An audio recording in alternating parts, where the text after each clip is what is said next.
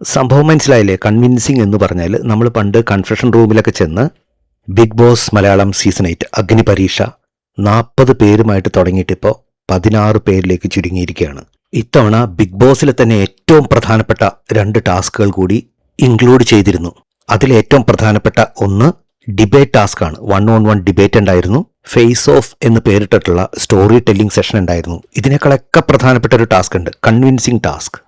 സംഭവം മനസ്സിലായില്ലേ? കൺവിൻസിങ് എന്ന് പറഞ്ഞാൽ നമ്മൾ പണ്ട് കൺഫെഷൻ റൂമിലൊക്കെ ചെന്ന് അടുത്ത ആഴ്ചയ്ക്ക് വേണ്ടി നോമിനേറ്റഡ് ആകാനായിട്ടുള്ള ആൾ കൺവിൻസ് ചെയ്യുക.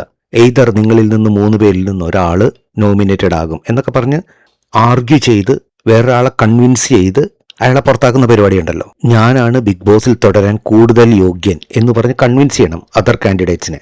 എന്നിട്ട് അവർ വോട്ട് ചെയ്യും. ഇതൊരു 1.5 ടാസ്ക്കാണ്. അങ്ങനെ ആരും കൺവിൻസ് ആകില്ലല്ലോ പുറത്തു പോകാനായിട്ട്. ഇവിടെ പുറത്തു പോകുക എന്ന് പറഞ്ഞാൽ സെയിം ഡേ സെയിം സ്പോട്ടിലാണ്.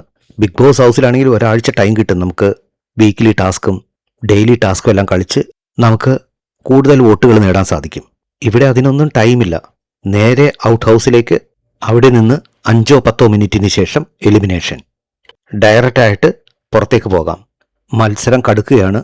കൂടുതൽ ട്രെയിൻഡ് ആയിക്കൊണ്ടിരിക്കുന്നു കോമണേഴ്സ്. അവർ ശരിക്കും പറഞ്ഞ ഒരു ബിഗ് ബോസിൻ്റെ അക്കാഡമിയിൽ പഠിപ്പിക്കുന്ന പോലെയാണ് കാര്യങ്ങൾ പഠിച്ചുകൊണ്ടിരിക്കുന്നത്. തീർച്ചയായും നമുക്ക് ഇത്തവണ ഒരു കോമണർ കപ്പ് ഉയർത്താനുള്ള എല്ലാ സാധ്യതകളും കാണുന്നുണ്ട്. നിങ്ങൾ ഞാൻ പറയുന്നതിനോട് യോജിക്കുന്നുവെങ്കിൽ നിങ്ങളുടെ അഭിപ്രായങ്ങളും നിർദ്ദേശങ്ങളും കമൻ്റായിട്ട് രേഖപ്പെടുത്തൂ. നമുക്ക് ഡിസ്കസ് ചെയ്യാം. പുതിയൊരു വീഡിയോയുമായിട്ട് നമുക്ക് വീണ്ടും കാണാം. Bye bye, take care.